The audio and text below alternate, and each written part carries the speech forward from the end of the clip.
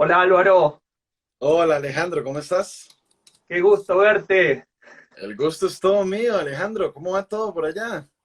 Y todo bien, pero hoy, todo bien, pero me impresiona verte ahí entre el verdor. ¿No? Acá está haciendo frío, un día bastante nublado.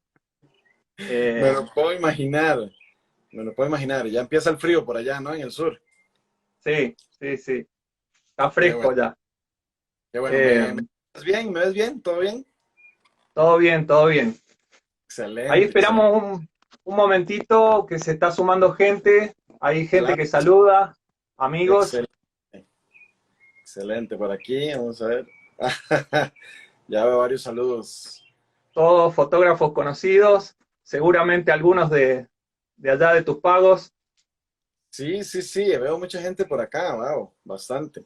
Te tengo que confesar que es el primer live en Instagram que hago ahorita en esta etapa. Hemos estado haciendo algunas conferencias en Zoom, pero Instagram Live es el primero, así que estoy bastante emocionado. Es el primero mío también, si bien es el tercer que hacemos desde Afona, es Ajá, el primero. Y una cosa que me parece, bueno, muy interesante, digamos, cómo lo encararon desde Afona, de buscar fotógrafos destacados de distintos lugares del mundo, de manera de traerles a los fotógrafos locales otras miradas, otras perspectivas fotográficas, ¿no? claro, claro que sí, claro que sí. Eh, ¿Qué te iba a decir? Bueno, si querés te voy a hacer algunas preguntas para que, digamos, los oyentes, la gente que se ha sumado, eh, pueda conocer un poco más acerca de quién es Álvaro Cubero. ¿Y cómo Dale. diría o cómo te definirías vos, Álvaro? Bueno, siempre es creo que la pregunta más complicada, porque cuando uno tiene que hablar de sí mismo, siempre como entran todo este montón de cuestionamientos de cómo soy que me veo yo y cómo es que las personas ven lo que yo hago o lo que yo soy. Creo que a mí me ha moldeado personalmente el país donde vivo. Costa Rica ha tenido en mí como esa gotita de agua que cae en la piedra y que va haciendo este hueco a lo largo de los años, va moldeando poco a poco la persona que yo soy. Desde el momento que yo nací en la costa pacífica, de hecho, nací en un lugar que se llama Punta Arenas, acá mismo en Costa Rica pequeño, y aquí crecí hasta los 18 años muy rodeado de verde, muy rodeado de bosque. Costa Rica es un país muy pequeñito y creo que eso es algo que siempre me hace ver las cosas en una perspectiva diferente. Costa Rica no solamente es pequeño, sino que somos poquitas personas. Costa Rica en sus 51.100 kilómetros cuadrados aproximadamente, tenemos 5 millones de habitantes. Entonces, al ser un país pequeño, un país con poquitas personas, eso te hace como mucho más cercano, mucho más cálido. Creo que personalmente me considero una persona bastante alegre. Las personas que me conocen saben que soy una persona que hablo mucho y que siempre estoy como buscando formas de conocer nuevas personas. Por eso estas oportunidades como la que nos da la asociación Afona, que de verdad para mí una felicitación enorme, porque hacer una asociación de fotógrafos de naturaleza es algo complicadísimo. Acá en Costa Rica lo hemos intentado varias veces, pero son muy poquitos en realidad los fotógrafos que hay en el país como para hacer una asociación, pero los felicito por este gran emprendimiento. Así que definitivamente es no solamente un paso más allá, sino que algo que reúne a personas que les gusta mucho. Pero bueno, para no salirme mucho de la pregunta, si Álvaro es una persona de 29 años, tengo 29 años de edad y de esos 29 años, los últimos 8 años me he dedicado a hacer fotografía y podría decirse que en los últimos 5 o 6 años he tenido la dicha de hacer fotografía solamente de vida silvestre, que creo que por ahí más adelante vamos a conversar también de eso. Y aproximadamente desde hace unos 3 años, 3 años y medio, me dedico enteramente como una manera de subsistir o como mi trabajo es dedicarme a la fotografía. Entonces ha sido como todo un camino escabroso, lleno de obstáculos, pero estos 3 años han sido fenomenales, a pesar de sus limitantes y sus problemas, han sido fenomenales. Entonces hay como una brecha en lo que he hecho como fotógrafo hasta el momento donde ya porque ya he podido decir que vivo de la fotografía o que me dedico a hacer enteramente fotografía. Un tremendo desafío vivir de la fotografía. Muchísimo, muchísimo. De hecho, Sobre todo la fotografía de naturaleza. sí, sí, más que nada, definitivamente la fotografía tiene todas sus aristas. Creo que las personas que nos están viendo en este live, todas saben lo que es empezar haciendo fotografías a nuestros familiares, a nuestras mascotas y a nuestros primos y tíos y a todas las personas de la familia. Casi siempre cuando te conviertes en fotógrafo tienes en tu cabeza la etiqueta que dice fotógrafo, te invitan a las fiestas de la familia, te invitan a todos los lugares para que lleves tu cámara y entonces empezamos así. Y muchos de mis colegas se dedican a la fotografía social, que son fotografías donde pueden sacar pues diferentes partidos económicos, pero la fotografía de vida silvestre como tal solamente puede ser tomada desde tres, diría yo que tres vías. Una sería vender fotografías como arte, llámese para promocionar tus ventas de fotografías para que adornen paredes. Y la segunda vía que podrías tomar sería hacer fotografías para revistas científicas o para instituciones que necesiten fotografía científica como tal. Y tu tercera arista o tu tercera vía sería la que yo tomé, que es fusionar la fotografía de vida silvestre con un mercado que sí sea más fuerte, más robusto económicamente, como lo es el turismo. Entonces, básicamente es lo que yo he hecho. He fusionado la fotografía de vida silvestre con el turismo, que en Costa Rica es un brazo económico muy robusto y que en el mundo, que día a día, antes de esta pandemia, era un brazo enorme y era muy robusto. Todo antes de la pandemia. Todo antes de la pandemia. Pero, en fin, el nacer en un país con mucha naturaleza, básicamente tener la libertad, vos te decías que te impresiona un poco el verde que tengo aquí atrás, es porque tenemos esa dicha de que aunque yo vivo en la capital actualmente, siempre tenemos espacios verdes, siempre hay, por ejemplo, yo cerca de donde vivo hay una zona protectora que son bastantes montañas llenas de bosque, un bosque secundario, en algunos pedacitos bosque primario, pero quiere decir que inclusive en la capital encuentras estos espacios con naturaleza. Y segundo, vivir en un país donde el turismo es tan fuerte, Costa Rica básicamente su segunda economía más fuerte es el turismo, hace que vayas encaminado por ahí. Entonces aprendes desde muy pequeño a darle la bienvenida a las personas de afuera y aprendes desde muy pequeño a disfrutar de la naturaleza. Eso nos ha ayudado muchísimo. Y contando, por supuesto, con el pasado de Costa Rica, que las personas que nos han visitado por acá, les he contado mucho el pasado de Costa Rica en términos de conservación y porque es un país que tiene tanta conservación y es gracias a buenas decisiones que se tomaron a finales de los 80s, inicios de los 90s, lo que ha hecho que Costa Rica tenga casi el 50% del país en alguna manera con espacios verdes, parques nacionales, reservas forestales, privadas y estatales. Casi la mitad del país está con alguna cobertura boscosa y eso es algo importantísimo hoy en día.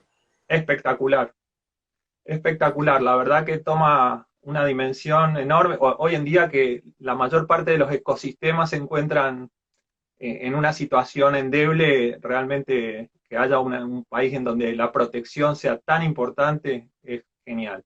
¿Qué te iba a Claro. decir? ¿Y qué tipo de fotografías hace Álvaro Cubero? Bueno, creo que la fotografía de vida silvestre como un total engloba para mí personalmente lo que es fotografía de aves, mamíferos, anfibios y reptiles, macrofotografía, ecosistemas en general. Sin embargo, debo decir que en los últimos 2 años he dedicado la fotografía más a una especie de storyteller o cuenta cuentos, una especie de cuenta historias. Entonces, sí me dedico a hacer fotografía de vida silvestre. No soy experto en biología, sin embargo, por la formación que he tenido que llevar y gracias a que para tener una licencia como guía naturalista tienes que formarte durante un año en el Instituto Nacional de Biodiversidad de Costa Rica, aprendí mucho sobre la biodiversidad y aprendí mucho sobre los animales. Tendré ese sueño frustrado de ser biólogo, en algún momento espero cumplirlo, pero soy lo que podríamos llamar aquí en Costa Rica, es un término bastante utilizado, que soy un biólogo ciudadano, una persona que se interesa por la biología, se interesa por el comportamiento animal y aprende de alguna manera empírica, de algunas otras maneras por medio de la red, internet y demás, aprenden sobre naturaleza. Entonces, este últimos 2 años se he dedicado a hacer más fotografía de vida silvestre contando historias, que es como una vía que las personas a veces no ven. Deja un poco de lado la fotografía taxonómica, ¿qué me refiero con la fotografía taxonómica? Es como esta fotografía de solamente ves el ave o el mamífero en una manera donde puedes identificarlo, sino que Claro, dejas un poco de lado eso e incluyes un poco más el entorno. Ecosistema, qué vive, qué hace, dónde lo hace, por qué lo hace, cómo llega la evolución hasta estar ahí. Eso es muy difícil y mucha gente dirá, pero está loco, ¿cómo va en una fotografía a hacer eso? Bueno, es un intento, no te puedo decir que siempre se logra, pero es un intento de que la fotografía cuente algo y eso es como el cuenta historias que he intentado que los últimos 2 años de fotografía que haya hecho sean así, ¿no? Qué bueno, qué bueno. Sí, sí, se ve que hay ahí como un agregado en la fotografía y que es súper valioso y creo que es una tendencia en la fotografía de naturaleza de no dejar de documentar, que por supuesto es, pero sí empezar a contar más desde una mirada más de paisaje, de ecosistema, Claro. de dónde están las especies. Qué bueno. Y te hago una otra pregunta, Álvaro, así como vamos conociéndote de a poco. Eh, ¿Cómo llegaste a la fotografía? Bueno, eso es un tema que yo le llamo siempre una serie de eventos afortunados que me llevaron porque se conoce mucho la serie de eventos desafortunados, pero esta es sin duda una serie de eventos afortunados. Desde el momento que yo vivo cerca de la naturaleza, para mí es normal encontrar ciertas especies. Era normal pasar las tardes cerca de mi casa, había un río, había un bosquecito secundario, no era primario, pero era un bosquecito secundario. Entonces, siempre estuve muy, muy cerca de los animales y con la creación de redes sociales, que me parece que fue por el año del 2008, 2007, que empezó el boom de las redes sociales, el boom del Facebook, empecé a postear cosas, empecé a postear fotos que tomaba en los lugares que conocía, animales que para mí eran simplemente, no sé, cosas que veía todos los días. Y resulta que la fotografía como tal llega a mi vida gracias al video, porque mi carrera como tal o mi título es en producción audiovisual. Yo me gradué en el Instituto Nacional de Aprendizaje de Costa Rica en producción audiovisual y ahí aprendí como lo más básico acerca de composición, acerca de técnicas, acerca de cámaras y eso me fue llevando como a la fotografía. Luego de estar metido en la fotografía y como todos, y lo decía ahora, comenzar fotografiando animalitos, plantitas, rocas, cosas en el jardín, empiezo a postear en redes sociales. Así que mi carrera fotográfica, si se puede decir de alguna manera, entra a competir, bueno, no a competir, sino entra a tener como el mismo nivel de cómo las redes sociales van explotando, así va directamente o proporcionalmente mi carrera fotográfica. Esto quiere decir que cuando empecé a postear fotografías de animales, por ahí del 2009, 2010, podría decirse, las personas empezaron a escribirme. Personas que estaban sorprendidas de qué clase de animal era eso, dónde lo veías, que por qué ese animal, que por qué tan fácil, que por qué tan difícil, en fin. Y recuerdo que las primeras veces que hice tour guiado de fotografías, no sabía lo que era hacer un turismo fotográfico. Yo simplemente acompañaba personas que venían a Costa Rica. El turismo en Costa Rica se ha desarrollado desde los 90, entonces venían al país con su cámara al hombro, pero tenían que ir a buscar qué encontraban, qué especie veían. Resulta que yo podía darles a estas personas un ahorro de tiempo y un atajo a lo que querían, porque ya habían visto una especie que ellos querían, que ya la tenían en mente. Y imagínate lo interesante que es que una persona venga a otro país y te diga, wow, eso está espectacular para un animal que has visto toda tu vida, desde que estás Claro. pequeño, y dices, pues, ¿cómo le parece tan impresionante si eso es tan común acá? Y es cuando la perspectiva cambia completamente y me empiezo a dar cuenta que como mercado, los fotógrafos son personas excepcionalmente muy buenas porque las personas que son fotógrafos de naturaleza en su mayoría comparten amor por la naturaleza, comparten amor por la conservación y son personas que entienden muy bien de la vida. Así que yo debo decir que dichosamente el 99% de los fotógrafos que yo me he topado o que me he encontrado en la vida son fotógrafos que tienen mucha sensibilidad a la vida, son personas muy agradables y empiezo a hacer fotografía gracias a esto, gracias a que las personas me escriben para que los lleve a buscar especies, cosas que para ellos parecían imposibles y yo de repente me había dado cuenta dónde vivía el animal, dónde vivía el ave, dónde vivía el mono, dónde vivía, etcétera, etcétera. Entonces, esa serie de eventos afortunados, y me recuerdo que mi primer año guiando, yo guiaba por básicamente una comida, me daban un almuerzo, un refresco o algo así, ese era mi pago por guiar. Y definitivamente lo fui convirtiendo poco a poco en un trabajo. Y luego, dichosamente, la gente confió poco a poco en lo que yo hacía y empezaron a venir más a Costa Rica. Yo diría que más o menos por ahí del 2011, 2012. Empezó la gente a venir más fotográficamente. Y ahora, ni siquiera hablemos de este año por todo el asunto de la pandemia, pero hablemos del 2019. En el 2019, el turismo en Costa Rica, por lo menos el 80% del turista que llegó a Costa Rica venía con una cámara en la mano. Y de ese 80%, por lo menos el 60 o 70% de estas personas venían con un objetivo profesional. O sea, querían gastar tiempo haciendo fotografías. Y eso es lo que llevó a hoy en día tener que estar acá conversando contigo. Qué espectacular,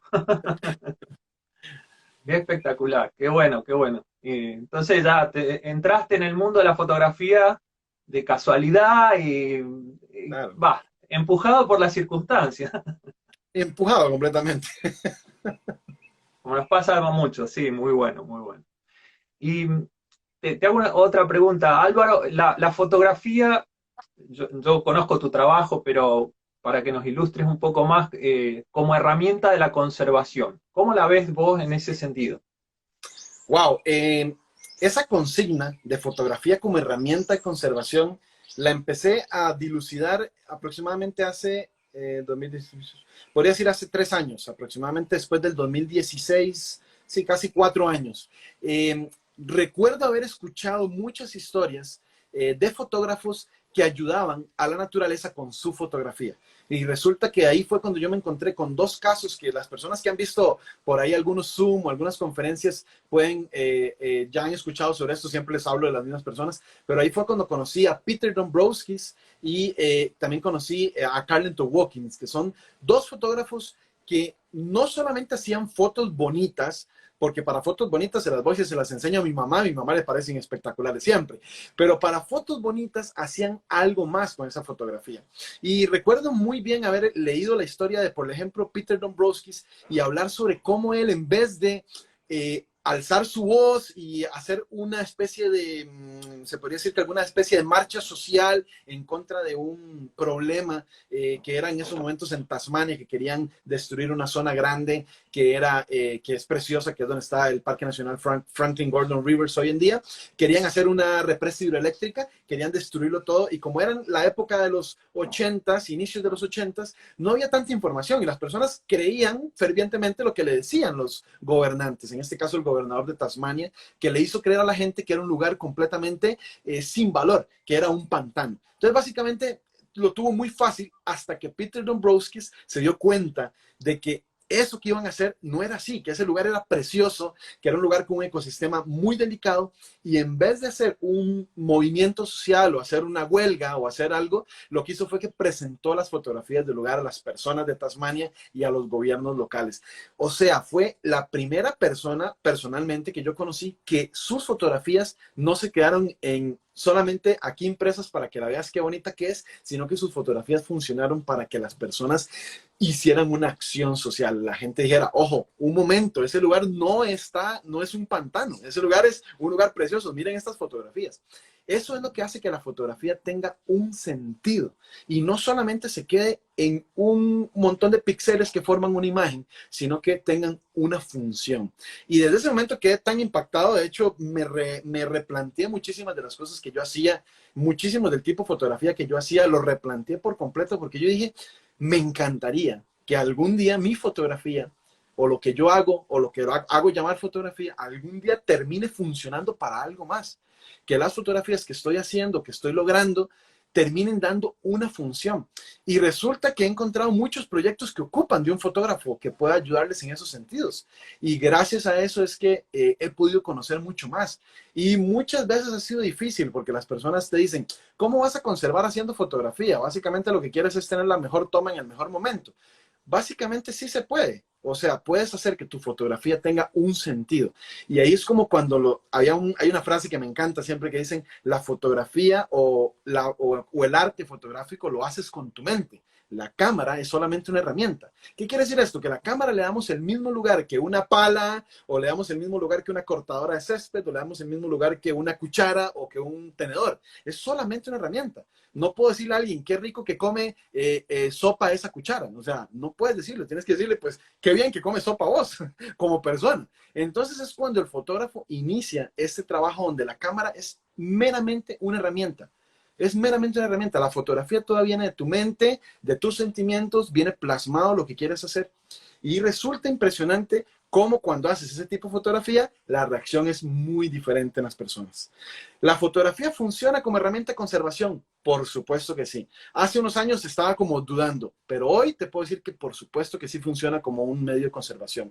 La cantidad de veces que las personas ven fotografías de inclusive costarricenses, otras personas de Costa Rica, que ven fotografías de Costa Rica y me dicen, ¿de dónde son esos animales? ¿De qué país? ¿A dónde andaban metidos? Y les digo, son de aquí a 5 kilómetros de mi casa, no pueden creerlo. Muchísimos costarricenses no conocen los lugares preciosos que tenemos acá, a como sé que muchísimas personas de otros lugares, por ejemplo, la gente que nos está viendo desde Argentina, sé que muchas personas no conocen los lugares preciosos que tienen ustedes mismos en Argentina. Entonces, la conservación necesita algo vital. Vivimos en un mundo donde tiene que ser de esta manera, lastimosamente. Me encantaría decirte, vámonos para una utopía donde la conservación no necesita dinero, se haga gratis, pero es imposible. La conservación necesita dinero. ¿Y ese dinero dónde viene? De los visitantes, los turistas responsables y el turismo sostenible. Quiere decir que cada vez que un lodge o un ecolodge, una posada, te está cobrando un dinero, esas personas están recibiendo dinero para conservar ese lugar. Entonces, para ponerte un ejemplo más conciso y para no hacerle muy larga la historia a las personas que nos están viendo, en Costa Rica, que tenemos un ave que es preciosa, que se llama el quetzal resplandeciente, creo que más adelante podremos ver por ahí alguna fotografía. Esta ave siempre ha estado presente en el país en bosques nubosos, pero la gente usualmente no se toma el tiempo de ir a observarlas.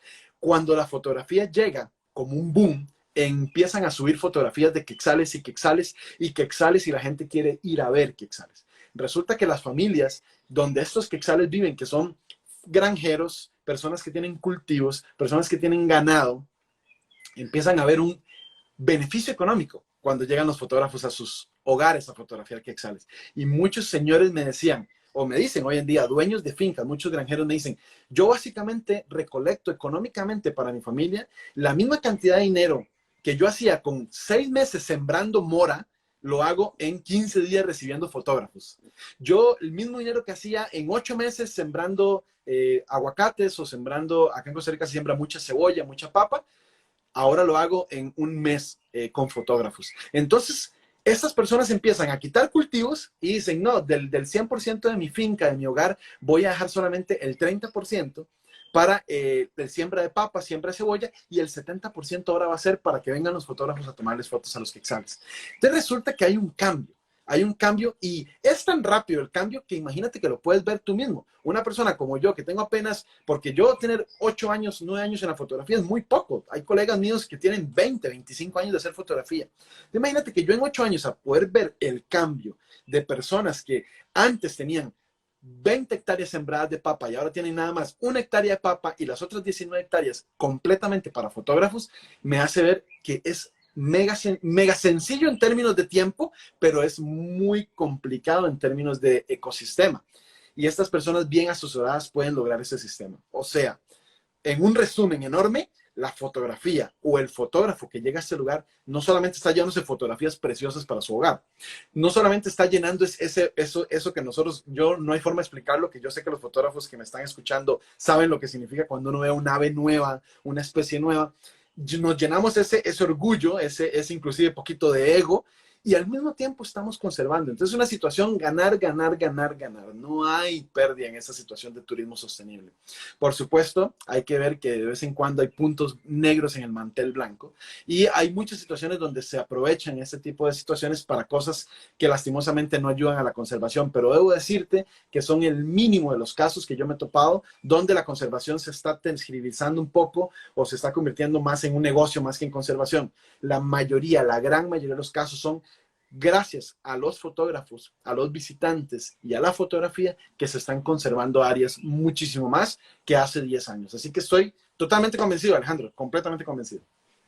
Espectacular, me encantó el concepto, no te quise interrumpir, me encantó, lo comparto plenamente, me parece que es parte del diálogo, del debate que tiene que haber entre los fotógrafos de naturaleza, me encantó, buenísimo, muy bueno, gracias Álvaro. Muchas gracias. Aprovecho para decirte, hay muchos saludos para vos entre los seguidores, los que están viendo el vivo. Así que bueno, genial, me encantó. Excelente. Che, ¿qué te iba a decir? Bueno, si querés vamos a ver unas fotografías tuyas y nos contás un poquito. ¿Te parece? Pues vamos a verlo. Vamos a ver. Vamos a ver cómo se ve.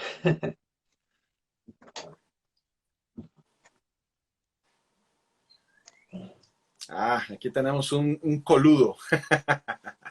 Eso que ustedes están viendo ahorita es un quetzal, que es justamente el que estamos conversando ahorita. Creo que el quetzal se ha convertido en el símbolo del turismo costarricense. Los amigos, si hay alguno que nos está sintonizando desde Guatemala, es el ave nacional de Guatemala y es su moneda. La moneda en Guatemala es el quetzal. Sin embargo, lastimosamente, la conservación del quetzal ha sido muy difícil en el sur de México y en Guatemala en general. Así que es una lástima. A mí me da mucha lástima que vienen los guatemaltecos a Costa Rica a conocer a su ave nacional, porque en Guatemala lastimosamente se ha visto muy afectada por diferentes problemas, pero en realidad como no conozco de primera mano los problemas de conservación de Guatemala, no quiero entrar en ese tema como tal, sino que entrar en el por qué en Costa Rica es tan famoso el quetzal. Somos un país pequeñito, muy pequeño, si quieren lo pueden buscar, me encantaría que todos después de esto, o si tienen a bien hacerlo ahorita en Google, vayan y busquen una página de internet que se llama The True Size of the Countries, el verdadero tamaño de los países, donde van a poder llevar a Costa Rica, lo arrastran, van a aparecer un mapa mundi, arrastran a Costa Rica hasta donde está Argentina o hasta donde está Brasil, y se fijan el tamaño minúsculo que tenemos en comparación con países tan enormes como ustedes, allá en Argentina o en Brasil o en Chile, que son países aún así, aunque Chile es delgado, es bastante largo, pero que en este pequeñito espacio tenemos muchísimos ecosistemas. Hay muchas pendientes, muchos microsistemas que nos hacen tener muchas especies. Lo que quiere decir es que un dato curioso en Costa Rica que puedes hacer es que puedes ir en la mañana y ver el amanecer en el océano Atlántico o en el mar Caribe que tenemos nosotros. Puedes ver el sol salir desde el mar y puedes manejar con tu carro durante el día y puedes llegar a ver el atardecer en el océano Pacífico. Puedes llegar a ver cómo cae el sol, porque básicamente del océano Atlántico al océano Pacífico hay aproximadamente unas 6 horas en coche, 5 horas y media en coche. Entonces es como esto tan chiquitito nos hace pensar que casi no hay nada. Sin embargo, tenemos el 6% de la biodiversidad del mundo. En el país podemos encontrar miles de especies. Tenemos en el país 930 especies de aves, 450 especies de anfibios y reptiles y muchísimas especies de plantas que se me olvida ahorita el dato. Pero estos ecosistemas hacen que puedas pasar de 0 metros sobre el nivel del mar hasta altitudes de 3.400 metros sobre el nivel del mar en tu auto. Básicamente puedes pasar del mar a 3.400 metros en aproximadamente 3 horas y media, 4 horas. Esto que están viendo ustedes es un quetzal, es un macho de la especie, solamente el macho presenta estas características. Un mohawk en la cabeza, si lo van a ver, es como una especie de peinado ochentero. Tiene el pico dorado, él tiene el pecho rojo, tiene unas cobertoras que le salen en la parte de abajo que le llaman erróneamente colas, porque en realidad la cola del quetzal es lo que ustedes pueden ver en color blanco. Lo que le sale en la parte de atrás es una capa que viene desde la espalda. Esas cobertoras tienen únicamente como función gustarle a la hembra. Se puede decir que es un pájaro que se toma muchísimos obstáculos o muchos conflictos para poder gustarle mucho a la hembra. Y esto hace que estas cobertoras largas sean especiales para cortejar a las hembras. ¿Cómo es que corteja un pájaro con estas plumas tan largas a una hembra? Básicamente empiezan un despliegue en el cielo, que cuando las pocas personas que lo han podido observar, sé que es algo que es único, es poder ver cómo un quetzal se mueve en el cielo de una manera donde parece una serpiente. Parece una serpiente en el cielo. Y es ahí donde viene el Quetzalcóatl, que es la serpiente emplumada o el dios emplumado. Por eso significaba tanto para la cultura maya. Significaba un dios esta ave. En Costa Rica tenemos la mayor cantidad de quetzales por kilómetro cuadrado y tenemos la dicha de que ver quetzales es relativamente sencillo. Tenemos el año pasado, 2019, cerramos con un 99.3% de personas que venían por un quetzal y que se fueron con un quetzal. O sea, pudieron observar en un 99% de las veces que vinieron a Costa Rica. Esto hace que puedas ver quetzales desde incluso tu auto. que es algo que a la gente a veces le sorprende. Algunos lugares, como por ejemplo en México, que conozco algunos, tengo por aquí algunos colegas que me cuentan que tienen que viajar, caminar 8 o 10 horas, tienen que ir en burro, a caballo, 1 o 2 días para llegar a un quetzal. Nosotros hemos tenido la suerte de ver quetzales acá en Costa Rica a la par de nuestro auto, a la orilla de la carretera. Eso es lo que hace que Costa Rica sea tan especial por esta ave. Esta fotografía que ustedes están viendo es en una finca de un granjero que antes se dedicaba a sembrar mora y ahora se dedica enteramente a que las personas vayan a su lugar a ver quetzales. Cada vez que llego donde este señor, que de hecho se llama Don William, no creo que Don William nos esté observando porque él debe estar muy ocupado ocupándose de los quetzales y de su finca, pero quiero hacer la mención a nuestro amigo Don William y también al proyecto de las familias Cabec, que es el proyecto que ha hecho que las familias que tienen quetzales en sus propiedades puedan invitar a los fotógrafos. Esto que ustedes están viendo es una percha puesta. Vamos a ver si les explico qué significa esto. Nos dimos cuenta que los quetzales en Costa Rica empezaron a acostumbrarse desde hace unos 10 años a observar a las personas y ya no les tienen miedo.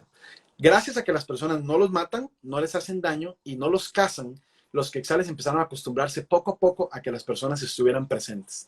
Y es en ese momento donde empezamos a comprender que los quetzales, que es un ave que siempre necesita comer en vuelo, que eso es algo muy importante, un dato biológico importante, el ave del quetzal tiene que comer en vuelo, no es como un perico o una lora que se tiene que parar en una rama y comer, sino que él vuela como un colibrí, como un picaflor y come en vuelo. Él necesita un lugar de donde observar las frutas. Y es por eso que con los amigos de la zona colocamos unos troncos grandes cerca de estos árboles donde están los aguacatillos que ellos comen y colocamos estas ramas cerca de los árboles de aguacatillos y hoy en día son el lugar favorito para que los quetzales se paren y puedan observar los frutos. Y de ahí deciden cuál es el fruto que está más maduro y se lo van a comer. Imagínate lo que es estar a solamente 10, 15, 20 metros como mucho de una rama con un fondo que ya fue pensado por un fotógrafo o por un guía turístico, observando desde una distancia ética a un quetzal y además de eso poder observar el momento en que come. Esto hace que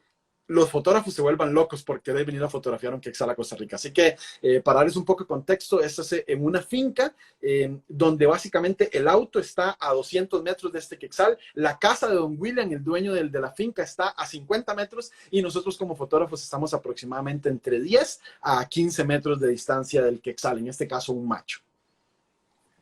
Bueno, ahí me quedo con alguien que puso ahí, quiero conocer al quetzal después de tu descripción. Yo también, me pareció espectacular. Son Supongo increíbles. que no debe ser tan fácil encontrarlo así en la selva sin ramas, sin nada. Qué bueno que preguntas eso porque muchas personas han llegado, se ha hecho como no voy a decir de moda, sino se ha hecho como una especie muy buscada que las personas me han dicho, ¿cómo podré encontrar un quetzal pero que esté en el bosque? Básicamente estos quetzales, como el bosque y la finca o la granja, no tienen división. Estas personas usualmente tienen bosque dentro de sus fincas, dentro de sus granjas. No es como que encuentras bosque y de un pronto otro corta a hacer plantación. Es que es bosque, bosque, bosque, bosque. En medio encuentras un clarito donde tienen plantado algo y después continúa el bosque. Esto hace que los quetzales estén en el bosque, pero salgan a comer. Resulta que los quetzales de la mayoría de lugares como el Cerro Buenavista, nosotros lo tenemos mal llamado Cerro de la Muerte, tiene un nombre que no es muy bonito, pero que es un cerro que es el Cerro de la Vida, está lleno de animales. Encontramos estos quetzales también en el bosque y hay personas que les gusta ir por la cacería fotográfica, ir por buscar esta especie, viendo al animal y buscándolo. Y van a darse cuenta que es relativamente sencillo porque él se deja acercar. Lo que es difícil es que tiene un camuflaje perfecto. Con esa cola o esas cobertoras que se mueven con el viento y ese color verde, que son plumas iridiscentes, que es algo que tienen que tener en cuenta, significan que las plumas son como pequeñitos espejos que reflectan la luz. Significa que el quetzal puede tener hasta 4 colores diferentes, el mismo individuo en diferentes horas del día. Si ves un quetzal en la mañana con mucha niebla, te va a parecer un poco azulado. Si ves un quetzal con el sol directo, te va a parecer dorado, dorado, dorado. Y si ves un quetzal con un día más o menos nublado, vas a ver que el quetzal adquiere un color más verdoso, más esmeralda. Entonces, estas plumas, que son pequeños espejos, reflectan la luz del sol. Y eso es lo que hace que el quetzal sea un poco más difícil de observar en un bosque primario. Sin embargo, de donde está este quetzal fotografiado que estamos viendo, a solamente 100 metros hay un bosque primario, así que, o secundario muy maduro. Puedes ir a buscarlo ahí también, si quieres esa emoción de ir a buscarlo al bosque primario. Así que hay como para todos los niveles fotográficos. El que quiera tomar a su quetzal bien limpio, con pues todo lo que es fondo bastante buscado, una percha bonita y natural, o el que quiera ir de plano por una cacería fotográfica dentro del bosque. Puedes hacerlo de cualquiera de las dos maneras. Espectacular, espectacular.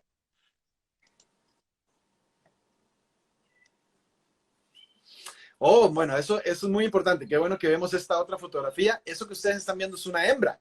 Es una hembra del quetzal. Mucha gente me dice, wow, es muy diferente al macho. Primero que nada, no tiene las cobertoras, no tiene estas plumas largas. Segundo, su pecho no es rojo, sino que es gris. Tercero, su cabeza no es verde, sino que es un poco grisácea. Su pico no es dorado, sino que es gris. Y no tiene el mohawk característico del macho. Eso no quiere decir que sea un ave fea. Para nada, para nada. Significa que es un ave que tiene mucha responsabilidad. El quetzal hembra tiene que encargarse de cuidar a los pichones, tiene que encargarse de mantener la temperatura de los huevos y tiene que encargarse de que no se la coman los depredadores en ese proceso. Así que la hembra tiene muchísimo más de qué preocuparse, más que el macho, que es un poco más vanidoso. Es como un poco darle personalidad a las aves, pero te juro que en estos 8 o 9 años observando quetzales, se les nota la personalidad. La hembra tiene una personalidad más apagada, más tranquila. Usualmente la hembra no es tan showman, no es tan exhibicionista. El macho es impresionante. Él es muy vanidoso, muy exhibicionista. Él vuela enfrente de las personas, él vuela buscando los frutos. Cuando no tiene colas, hay una época del año donde él pierde las colas. Usualmente es más difícil de observar, no le gusta mostrarse a las cámaras. Las personas a veces creen que estoy medio loco, pero definitivamente cuando no están tan guapos o no están tan bonitos, los quetzales son más difíciles de encontrar.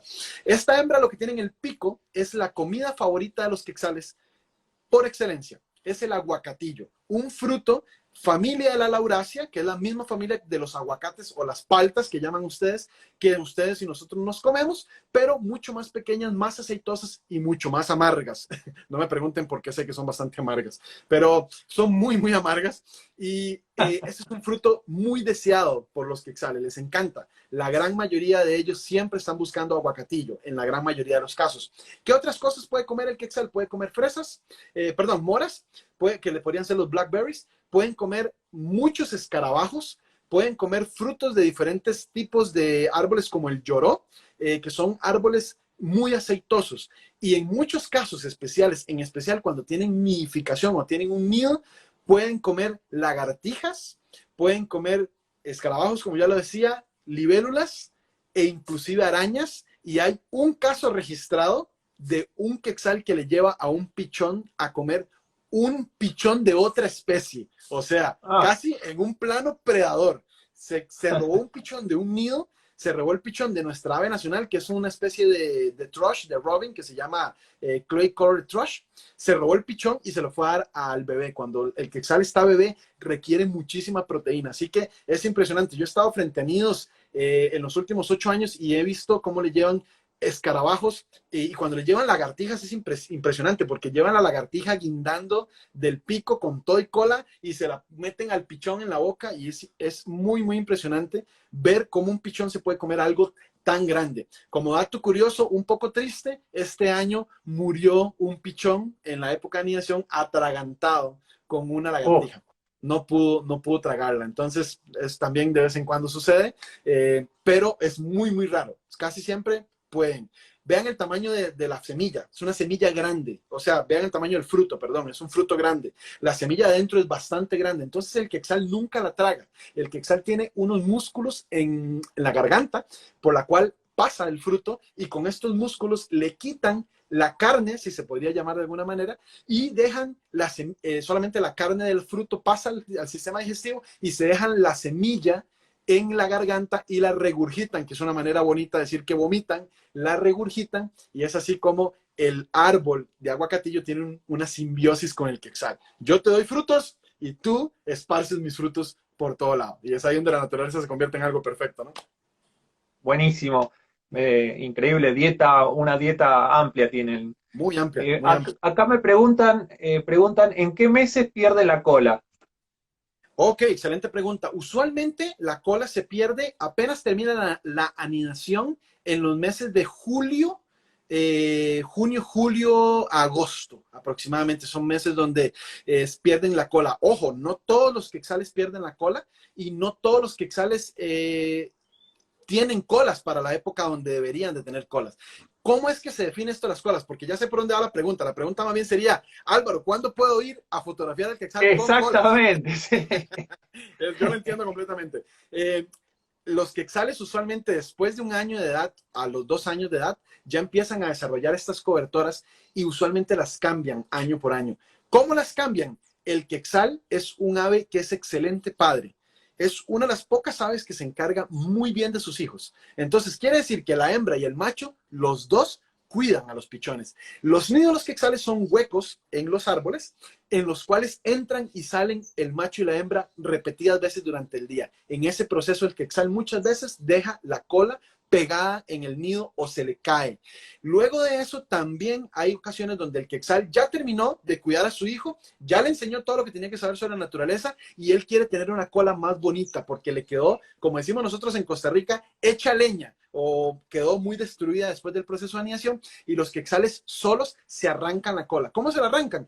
Ellos se rascan contra troncos o los he visto inclusive meterse en árboles de mora, que son unos frutos, perdón, son unos arbustos que tienen espinas. Se meten en los arbustos y se arrancan la cola a propósito para incentivar el crecimiento de la nueva cola. Quiere decir que si vienes en julio, agosto, es muy probable que los quetzales tengan una cola o muy, muy destruida, que se vea muy mala, o es también muy probable que los quetzales no tengan cola, parezcan a las hembras. Y si vienes en octubre, noviembre, digamos que de noviembre en adelante, hasta que inicie la inidación, es muy probable que te encuentres unas colas preciosas, porque es cuando más se las cuidan. Ellos se las cuidan muy bien para ser atractivos para la hembra. Entonces, si estás queriendo venir a Costa Rica, no dudes en venir, si quieres, al quetzal con las colas bien preciosas, noviembre, diciembre, enero, febrero, marzo, abril, mayo.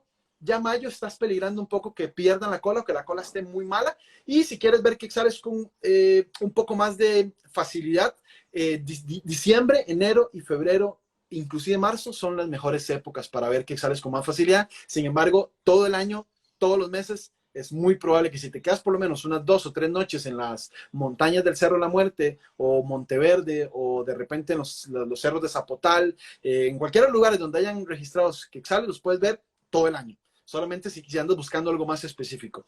Los pichones o los nidos están aproximadamente desde febrero, marzo, abril y mayo. Ya en mayo lo usual es que ya no hayan nidos.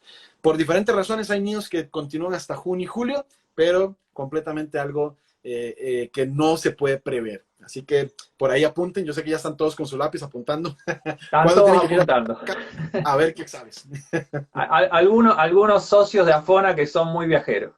Eso, muy bueno, muy bueno. Bienvenidos todos. Ok, bueno, esto que están viendo me gusta llamarle Smaug o el dragón de las películas del Hobbit.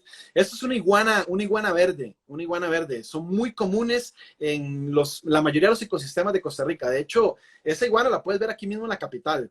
Lo que tiene especial esta fotografía es que pude observarlas en un lugar muy famoso en Costa Rica que se llama Restaurante Las Iguanas, donde puedes comerte un almuercito mientras que observas por la ventana y hay cientos de iguanas encima de los árboles. Es uno de los lugares que más prefieren estar, así que es un lugar donde es muy bueno porque ellos están acostumbrados al ser humano. Puedes acercarte bastante para hablar cosa técnica, porque por ahí de repente alguno se metió a este live y dijo, yo quería que me hablaran de un poco más técnico para ver qué podía aprender. Hablando un poco más técnico, esta fotografía fue hecha con un lente macro. Utilicé una luz externa que fue un flash y este flash tenía un difusor. Para mí es especial. Los difusores son muy, muy importantes para que la luz sea mucho más tenue y me acerqué muchísimo. Básicamente estas iguanas comen lechugas, que el restaurante está de repente haciendo ensalada y tira lechuga por ahí. Ellos se acercan a comer lechuga. En esos momentos me quedé acostado esperando para que se acercara lo suficiente a mi lente, tratando de que no mordiera, porque de repente son una especie que si le metes la mano, le intentas tocar, te va a morder. aunque no son peligrosas en sí para el ser humano, pero logré acercarme lo suficiente para hacer esta fotografía. El F muy alto, F16, para tener una profundidad de campo bien grande, y la velocidad de obturación fue de 1/160 para que no me dé el famoso efecto cortinazo. Ya saben las personas que tienen flashes, que si disparas a una velocidad de obturación de 1/200 en adelante, es muy probablemente que tu flash no logre hacer una sincronización y puedas ver la mitad de tu foto negra y la mitad de tu foto con luz. Así que las personas que utilizan flashes, tengan cuidado nada más con la velocidad de obturación. Y el ISO, en Costa Rica, lastimosamente, tenemos que acostumbrarnos a usar ISOs altos. Yo voy a abrir una academia que se va a llamar la Academia contra los Isofóbicos, porque vienen muchas personas a Costa Rica que vienen con el chip de que no pueden cambiar el ISO 100. ISO 100, ISO 200 como mucho. Les digo, pongan ISO 500 y se me escandalizan. En Costa Rica es muy usual que utilicemos ISO 1600, ISO 3200, porque vivimos en un bosque lluvioso muy oscuro. De hecho, de lo que estoy conversando con ustedes en este live, al momento ya se oscureció muchísimo el día. Se encapotó. Y es la época usualmente de lluvias, así que ya ahorita se viene el baldazo que decimos nosotros sobre la cantidad de agua que cae en las Genial, tardes. genial.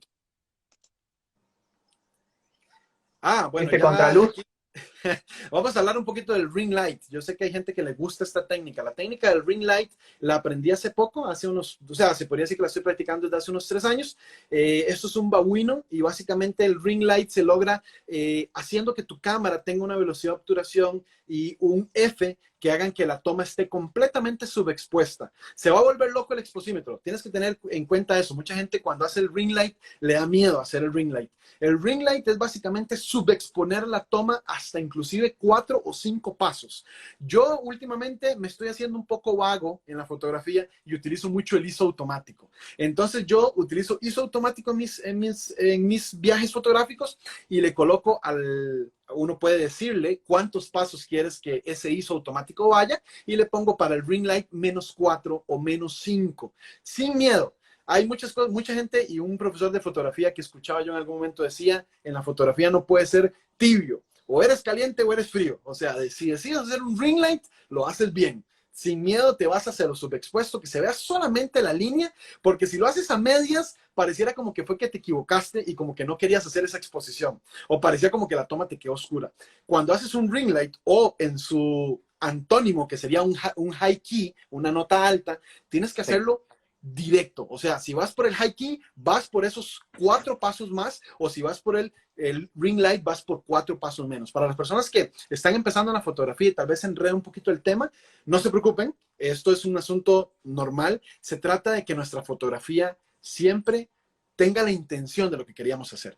Este ring light básicamente se logra muy bien en animales que tienen mucho pelo, como se darán cuenta. Es más difícil con aves, porque las aves usualmente sus plumas son muy lisas. Es mucho más difícil en anfibios y reptiles, casi imposible. Sin embargo, se puede hacer. Pero los animales que tienen pelo, en especial mamíferos o que tengan algo parecido a pelo, algunas aves tienen algunos plumones que parecen pelos, esto funciona muy bien en ese tipo de aves. Y la luz usualmente tiene que ser fuerte, no es como el amanecer o el atardecer, que yo me lo imaginaba como así, al amanecer o al atardecer. Usualmente es cuando la luz ya va poniéndose fuerte. ¿Qué significa luz fuerte? Para ustedes que están en otra latitud completamente diferente a la mía, es muy diferente. Para Costa Rica, 7:30, 8 de la mañana ya es una luz fuertísima, fuertísima. En otros lugares más cerca al boreal o al austral, o sea, más cerca a los polos, puede ser que duren muchas más horas en que la luz se ponga muy fuerte. Entonces depende mucho de en qué lugar en el mundo estás. Pero yo si tengo que decirles algo es, traten de hacer esta fotografía, el ring light sin miedo. Mándense a subexponer su toma, 4 pasos, 5 pasos, que se vea solamente la línea y así van a lograr el ring light. Tuve la suerte que en ese momento el babuino se estaba guindando de una rama, se le quebró la rama e iba directo para el suelo y ahí fue donde pude captar la fotografía. espectacular. Esto en África, ¿no? Esto es en Botsuana, sí, perdón, gracias, se me ha olvidado decir. Esto es en Botsuana, en el río Chobe, un lugar espectacular. Qué bueno, qué bueno. Bueno, acá. Bueno, esa es una especie muy rara y en peligro de extinción. Así que, si quieres, pasamos a la siguiente. Seguimos en el río Chobe. El río Chobe es un patio de juego para fotógrafos.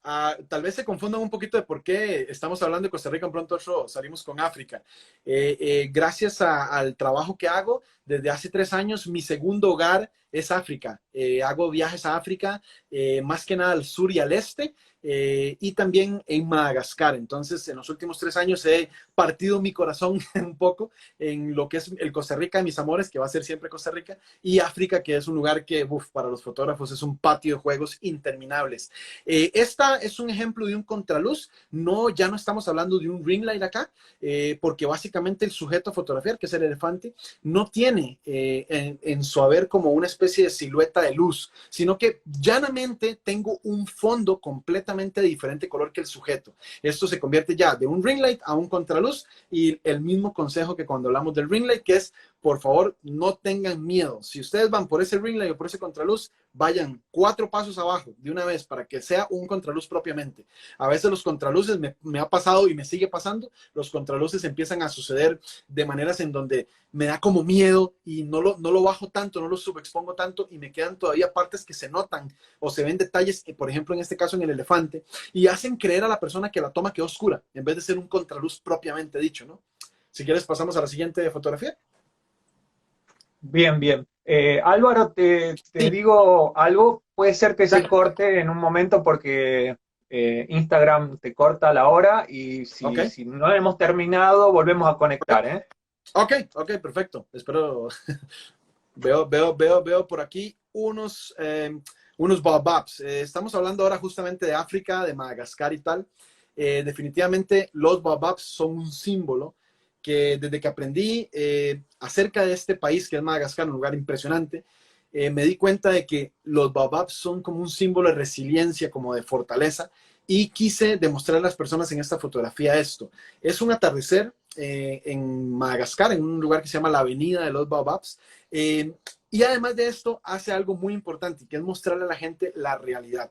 Muchas veces la fotografía nos ha engañado un poquito y nos ha enseñado lugares impresionantes que cuando llegamos, no sé si los fotógrafos que nos escuchan les ha pasado alguna vez, llegamos a un lugar que vimos en fotografías impresionante y cuando llegamos no es tan espectacular. El lugar es como, era como que lo magnificaron más fotográficamente. La Avenida de los Baobabs es completamente lo contrario. Es un lugar que lo ves en fotografías muy bonito, pero cuando llegas ahí es tan impresionante que te sobrecoge, porque son árboles gigantescos, muchos de ellos de más de 800 años de antigüedad, y además de eso son árboles que se mantienen, están rellenos de aguas por dentro, y a pesar de que intentan prenderles fuego o en algún momento cuando intentaron cortarlos es muy complicado, te hace sentir como esa sensación, ¿no? De que es un símbolo completamente de fortaleza. La fotografía no tiene mucha ciencia, mucho secreto, es un contraluz, ya se podría decir que es un contraluz a media, no es totalmente contraluz, para buscar un poquito de detalles en la parte baja que hay otros baobabs.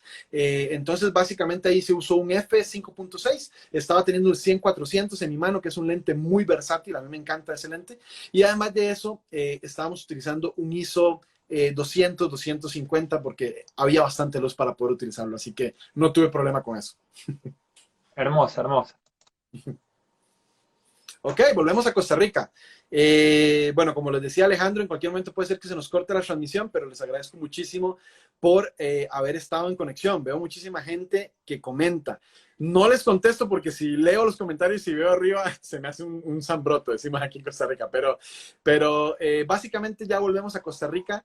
Esto que están viendo ustedes es un ave que se llama, aquí le decimos chocuaco o bald-bill heron, y es un pájaro que su pico, la forma tan interesante de su pico lo hace muy atractivo. Es muy común de observarlo en ríos, manglares, algunos cuerpos de aguas como lagunas. El único asunto, obstáculo con este pájaro es que es un pájaro nocturno. Hay muchas cosas de la fisiología de las aves que nos pueden decir mucho. Por ejemplo, esta ave con estos ojos tan grandes nos dice que es un ave nocturna, que necesita sus ojos grandes para observar en la noche. Y por su pico podemos observar que él utiliza el pico como una pala para poder arrastrar el fondo del agua para buscar moluscos y comer. Entonces, el secreto de esta fotografía son dos. El primero, encontrarlo en el día, porque es difícil encontrarlo en el día, que es usualmente usan dormideros, que son árboles donde están durmiendo. Y el segundo reto de esta fotografía es lograr acercarte lo suficiente con un bote, porque en ese caso fue un bote en lo que andaba, y poder lograr estar lo suficientemente cerca antes de que el ave volara. Este, por dicha, era un juvenil muy curioso y nos permitió acercarnos aproximadamente a unos 5 metros aproximadamente. Ya cuando uno nota que el ave empieza como a ponerse un poco asustada, hacen un ruido usualmente, ya sabes que es como el límite y tienes que devolverte un poco para atrás, que es muy importante. Tenemos que darle también el espacio a ellas porque a nadie le gustaría que a las 3 de la mañana en tu cama se te acerquen con una cámara a tomarte una fotografía y te molesten tu sueño. Claro, Entonces, claro. entonces también es parte importante, que es darles un espacio a las aves. Es muy, muy, muy fácil saber cuando un animal está estresado. Así que sentido común. Mucha gente me dice, ¿cómo logras la ética en la fotografía de naturaleza? Hay gente que habla de metros, de centímetros, de cuándo no acercarse, cuándo sí acercarse. Yo digo a la gente, es sentido común. A veces el Claro. sentido común es el menos común de los sentidos, pero es sentido común. Cuando ves un animal estresado, te lo va a hacer saber, lo vas a notar, vas a ver que huye de ti, hace movimientos, hace ruidos. Sentido común, chicos, no se preocupen tanto. Si ustedes ven que el ave está estresada, paso para atrás, y ahí vamos. En algún momento van a llegar a esa distancia donde el ave está lo suficientemente cómoda y vos como fotógrafo estás lo suficientemente cómodo también. Vamos a ver qué tenemos por acá. Uf, aquí tenemos un lemur. Los lemures son animales increíblemente como, podría decir que son bien exhibicionistas también y son animales muy, muy espontáneos. Eso que ustedes están viendo es un cífaca, que no sé si de repente a finales de los 90 yo llegué a observar mucho en mi infancia una serie que se llamaba Sabu Mafu, que era un lemur que te enseñaba animales. Entonces Sabu Mafu marcó mucho en mi infancia y este cífaca es familia de este lemur de Sabu Mafu. Si no saben cuál es, no se preocupen. En YouTube pueden ir a buscar después Sabu Mafu y ven a este cífaca. Es un programa muy educativo de los finales de los 90. Los cífacas tienen la particularidad que son primates, son prosimios. Eso que ustedes están viendo en la fotografía es familia de nosotros. Un poco lejana, pero es familia, es un prosimio. Los prosimios es una rama de los primates donde puedes observar que tienen hocicos alargados y colas largas. Básicamente, los lemures viven en árboles y son arbóreos, pero en especial, los cífacas han empezado a desarrollar una técnica para movilizarse donde los árboles están muy separados, lo que quiere decir que los cífacas tienen que movilizarse incluso hasta 100 metros en el suelo. Y como sus patas están hechos por evolución de una manera que están como pegados sus dedos, no están separados, para correr y para caminar no pueden hacerlo, así que dan pequeños saltos. Es súper interesante verlos porque eso que ustedes están viendo parece una pose de ballet, de baile de ballet. Esto básicamente es lo que ellos hacen para ir de un lugar a otro, van pegando estos brinquitos de ballet en una sincronía perfecta. Así que conocer a los cífacas haciendo esto fue uno de mis sueños cumplidos y cada año que regreso a Madagascar siempre es la especie que más quiero observar, los cífacas brincando de un lugar a otro, es espectacular. Bueno, aquí tenemos un famoso de los famosos. Básicamente, chicos, gracias por volver a conectarse con nosotros. Lo que estamos viendo ahorita es un jaguar, una pantera onca, muy, muy, muy, muy buscado por los fotógrafos de vida silvestre. Este jaguar no fue fotografiado en Costa Rica, fue fotografiado en Brasil, en el Pantanal, que creo que es como el lugar por excelencia en el mundo para observar jaguares de una manera más sencilla. Varias cosas hacen que los jaguares del Pantanal sean distintos a otros jaguares. Hay varios estudios acerca de la pantera onca que ubican a los jaguares en diferentes, se podría decir, subespecies. Hay otros organismos que en realidad no aceptan estas subespecies, pero a mí me gusta, me gusta esa manera en que lo clasifican, casi en 9 subespecies. Alguno que le llamaban el jaguar de Arizona, que estaba inclusive en los límites sur de Estados Unidos, el jaguar que existe en México, el jaguar que existe en Centroamérica, el jaguar que existe en la selva amazónica del Perú, el jaguar que existe en la selva amazónica de Brasil, el del Pantanal, que es este que estamos viendo. Pero en realidad, por lo que sí acepto esta clasificación de jaguares, es porque he tenido la dicha de observar jaguares en Costa Rica, lastimosamente no en su hábitat natural porque es bastante complicado, pero son muy, muy diferentes. El peso, el tamaño, la dieta y el hábitat es lo que son completamente diferentes. Los jaguares en Costa Rica son jaguares que rara vez superan los 90 kilogramos, rara vez superan los 85 kilogramos, y los jaguares en Pantanal son monstruos, literalmente, de 100 hasta 130 kilogramos, que fue un jaguar que se encontró, me parece que en Cáceres hace varios años. Se tiene ahí algunos datos de jaguares de 130 kilogramos. Eso los hace animales, bueno, increíblemente grandes y del tamaño de una leona. básicamente, es el tamaño de una leona africana. Cuando yo vi el jaguar por primera vez, que de hecho por eso puse este jaguar, a pesar de que he tenido la dicha de fotografiar varios jaguares, este que ustedes están viendo es una hembra que se llama Panamá, y esta hembra es la primera jaguar que yo observé en Pantanal en mi vida. Fue la primera vez que fui a Pantanal y la primera vez que el botero o el piloto del bote me dijo, ahí está el jaguar, me impresionó muchísimo porque era enorme. Yo esperaba encontrarme un jaguar del tamaño de Costa Rica, un jaguar pequeño, un jaguar ágil, un jaguar con bastante, ¿qué se puede decir? Un jaguar mucho más chico. Y esto era un monstruo enfrente mío. Estábamos más o menos a unos 30 metros del bote del jaguar y se nos quedó viendo fijamente y un minuto después perdió interés en nosotros. Siguió en lo que estaba. Se lamía, se acostaba, se tiraba con las patas para arriba, para abajo. Me impresionó porque los jaguares son tan acostumbrados a observar botes y personas que para ellos eso no fue ninguna novedad. Este jaguar no fue ninguna novedad del vernos. Entonces, básicamente, el fotografiar jaguares en este lugar nos da esta facilidad, entre comillas. ¿Qué es lo difícil? Lo difícil es encontrar buena luz, encontrar un avistamiento aceptable para la fotografía. Y el reto mayor es que el jaguar esté observándote tanto a la cámara o haciendo algo en especial.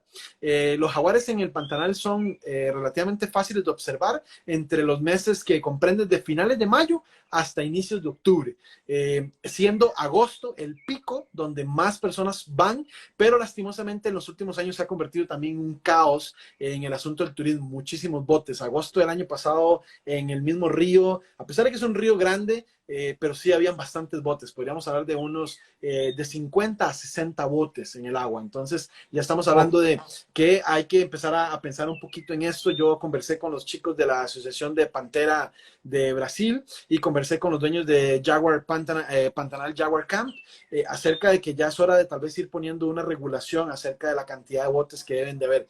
En cuanto a comportamiento, como les decía ahora, si hablando éticamente, acercarse a un animal, usted se puede dar cuenta cuán estresado está.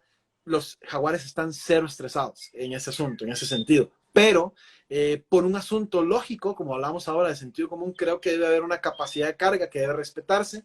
Los lugares como Pantanal no son parques nacionales, entonces no hay una legislación exacta que diga una capacidad de carga. Por ejemplo, en Costa Rica, nosotros los parques nacionales tienen una capacidad de carga, o sea, de la persona, por ejemplo, darte un ejemplo, nuestra capacidad de carga es de 500 personas, la persona 501 tiene que esperar que salga una de las personas que ya estaba adentro para poder entrar. Entonces, esta capacidad de carga creo que tiene que empezar a aplicarse en ríos como el del Pantanal. Este año, por la pandemia, va a ser un año completamente atípico. Se cancelaron todas las reservas, entonces el Pantanal va a tener un respiro. Yo siempre he dicho a la gente que en medio de todas las cosas malas, pues algún respiro hay, alguna cosa positiva hay. Y yo creo que la naturaleza como tal está teniendo un respiro bastante fuerte de nosotros los humanos. Entonces creo que es bueno hasta cierto punto. Por supuesto, sin hacer menos la situación, que es una situación terrible que está pasando a lo largo del mundo. Entonces sí, para regresar a la toma, es un jaguar fotografiado en el Pantanal básicamente unos 20 metros en un bote. Fue las últimas horas de la tarde, así que ya la luz era muy mala, el ISO estaba alto, hizo 1800, me parece 1650. La velocidad de obturación no era muy alta, pero el jaguar estaba quieto, así que no tuve mucho Pero problema. te quedó un fondo hermoso dorado. Eso fue la dicha de ese momento, que el fondo, a pesar de que es bastante sucio, es lo que yo llamo un fondo sucio, bastante enramado, el color unificó ese fondo, lo que hizo que pudiera haber como un buen contacto. Y como hablamos ahora, Alejandro, del asunto del contar una historia, la idea de esta fotografía es que la persona piense un poquito más allá. El jaguar en su pose majestuosa de casi como rey, soy el rey del Pantanal, soy el rey de esto, en este caso era una hembra, entonces la reina de esta ribera del río, y que la gente se pregunte también lo que hay detrás de esta toma. Él parece estar en un barranco, dónde está, cómo es el ecosistema, todo ese cuenta, esa historia es muy importante también para mí en estas fotografías. No sé, Alejandro, si sigue otra fotografía, no me recuerdo. Tenemos Sí. todavía creo que dos. Ok. Tenemos dos más. Ok, listísimo. Bueno, creo que lo que están viendo ahorita en vivo, les encantará saber que este que ustedes están viendo acá es el rey Julien de la película de Madagascar. Él es un lemur de cola anillada, un ringtail lemur, y básicamente son de las especies más buscadas de las personas que visitan Madagascar. Este lemur no solamente es un lemur que para mí es muy bonito porque es un lemur que siempre quise conocer y esto, es también un lemur que esta fotografía para mí significa un nuevo rayo como de esperanza, y un poquito también como de tranquilidad en medio de la tribulación, porque la primera vez que yo visité Madagascar fue en el 2017, Alejandro, y básicamente en este año, si la gente no sé si se recuerda, fueron los primeros acercamientos que tuvimos a una pandemia. Sucedió un outbreak, una plaga que era la peste bubónica, que fue una epidemia que se dio en el país de Madagascar. Yo recién aterricé en Madagascar en octubre del 2017 por primera vez, y a finales de septiembre empezó la peste bubónica muy fuerte. Había más o menos unos 3.000 infectados y unos 400 muertos, unos 300 muertos cuando yo llegué al país. Entonces, el viaje fue muy estresante, fue un viaje que casi lo cancelo, estuve a punto de volverme para mi casa. La peste negra no se ha ganado su nombre en vano, es la muerte que llegó a millones de personas en la época, en la edad del Renacimiento y en la época media. Se podría decir que en una época donde a Europa fue golpeado y murieron más de 50 millones de personas. La peste bubónica es terrible, así que fue un viaje muy estresante. No te puedo decir que disfruté la mayoría de este viaje. Yo creo que esta pandemia no me ha pegado tan fuerte psicológicamente porque ya tuve mis primeros coqueteos con una epidemia en el 2017. Allá andamos con Ya mascarillas estuviste en también una. en el país. Entonces ya anduvimos por allá en eso. Entonces, cuando observé este lemur, que este lemur para mí representa este momento cuando tienes como aire en los pulmones y después lo liberas todo. Fue como verlo, fotografiarlo, ya como se me desestresó un poco el cerebro, dejé de preocuparme un poco por la pandemia, me di cuenta que estaba en un lugar natural, en fin, o sea, tiene un valor, a pesar de que la fotografía no sea tan espectacular, tiene un valor muy sentimental para mí, por eso fue que te la mandé. Si quieres pasamos a la siguiente. Este lemur es el mismo que estábamos viendo en la fotografía anterior. Sin embargo, este lemur, lo que me gusta de esta fotografía es lo que nos puede enseñar la naturaleza. Básicamente, el lemur de cola anillada es un animal que al inicio de la mañana hace una meditación. Y eso que ustedes están viendo es muy interesante. Es un lemur que cuando va a empezar la mañana, aproximadamente 6:45 de la mañana, 7 de la mañana, hacen yoga. Así que le llamaron, de hecho, después de la fotografía fue publicada en varios diarios de Europa y le llamaron el yoga lemur, y hablaba un poco sobre esto, pero la gente siempre se sorprende cuando le cuento que no fue, a veces las fotografías son un momento fortuito donde parece que hace algo, no parece que hace yoga, es que él está haciendo meditación real. Él pasa aproximadamente 10 a 15 minutos recibiendo la luz del sol que hace que caliente su cuerpo. Él vive en lugares bastante, en especial en la época en que yo voy es invierno, que es igual que el invierno de ustedes, que es el invierno austral. Entonces más o menos por ahí de septiembre hace bastante frío, julio, agosto, septiembre. Este lemur básicamente en las mañanas decide todo lo que va a hacer durante el día. Tiene un pequeño ruido que siempre hace una especie de si se podría decir, y dura esos 15 minutos intentando hacer como una especie de meditación. Así que para mí es muy especial enseñárselo a las personas, porque si quieren echarle la culpa a alguien del yoga, yo creo que este lemur tiene que ser uno de los primeros animales que hizo yoga. Por supuesto, lo pueden observar aquí en esas fotografías, y también lo pueden observar en mi perfil de Instagram, que también están invitados todos a visitar. No sé si tenemos alguna más, Alejandro. Esta fue la última, Esta fue Álvaro. la última. Listo, se me Y olvidaba, se me olvidaba. la verdad que muy bueno, genial. Estoy encantado con tu generosidad para hablar, para charlar, para contar la historia. La verdad que excelente, me encantó la charla. Vos sos muy locuaz, sabés mucho de cada una de las fotografías, nos has contado una historia desde la biología, desde la experiencia. La verdad que muy agradecido, me pareció excelente. Muchísimas Así que gracias, bueno, Alejandro. Álvaro. Sí, Me- muchísimas gracias, muchísimas gracias. Yo quisiera primero que nada felicitar nuevamente, porque para mí no es un logro menor tener esta asociación de fotógrafos. Quiero felicitarlos a todos ustedes, en especial a todos los grandes fotógrafos argentinos que en algún momento han influenciado mi carrera fotográfica, porque no creas, Argentina ha estado en la mira de cuando quiero un poco de inspiración. Así que voy a evitar decir nombres porque después se me olvida alguno y algunos se me ofende, pero sí hay muchísimos fotógrafos que han influenciado y cada día salen muchísimos fotógrafos que quieren y tienen este deseo de conocer el mundo. Tengo la dicha de que he recibido acá en Costa Rica muchos de fotógrafos, colegas de ustedes que han venido a visitar por acá y definitivamente no puedo decir más que he disfrutado cada momento con ustedes porque son muy jocosos, son personas que siempre pasan riéndose, siempre tienen algo, una anécdota, un chiste y disfrutan tanto la fotografía que casi me da envidia verlos fotografiar. Así que es como mucha hermandad. A veces los fotógrafos de naturaleza a veces tienen estos roces de egos, de egos profesionales o de poca Sin duda. camaradería. Y aquí, por lo menos los fotógrafos que yo he conocido argentinos que han venido a Costa Rica o que he llevado a algunos otros países, siempre tienen esa amistad, ese boundary que es como, no sé, lo admiro muchísimo. Así que una felicitación enorme a la Asociación de Fotógrafos, a FONA, una felicitación también a Alejandro, a todos los chicos que nos han contactado. Y además de esto decirles, no es poco lo que tienen. Una asociación es importantísimo y algunas personas como yo y otras que estoy seguro que están en este live desean que haya una asociación como esta en sus países. Así que tómenla muy en serio, apoyen todas estas actividades y nunca dejen de estar enviando sus fotografías y estar tratando de influenciar a los demás. Les agradezco mucho que me hayan escuchado. Soy una persona que, como decía mi mamá, no me quedo callado ni cuando estoy dormido. Así que les agradezco mucho. Qué dicha que disfrutaron y que también han disfrutado. Y además de esto, muchísimas gracias por seguir, porque antes que estuvimos en el corte vi que ya varios han seguido el perfil de Instagram. Agradecidísimo. Y si quieres escribirme o quieren escribirme, por favor, no duden en hacerlo. Yo soy una persona que, como hablo, también me gusta escribir. Así que definitivamente escriban lo que necesiten, algún correo, si necesitan alguna pregunta, lo que sea, mientras que sea naturaleza y fotografía, podemos conversar todo el día. Así que muchísimas gracias, Alejandro. Muchas gracias, Álvaro, y seguro que vamos a estar en contacto desde Afona y por supuesto yo voy a estar en contacto con vos. Muchísimas gracias, Álvaro. Perfecto. Gracias a Gracias, todos. gracias, y gracias Gracias. a todos los que nos han estado escuchando. Gracias. Hasta luego.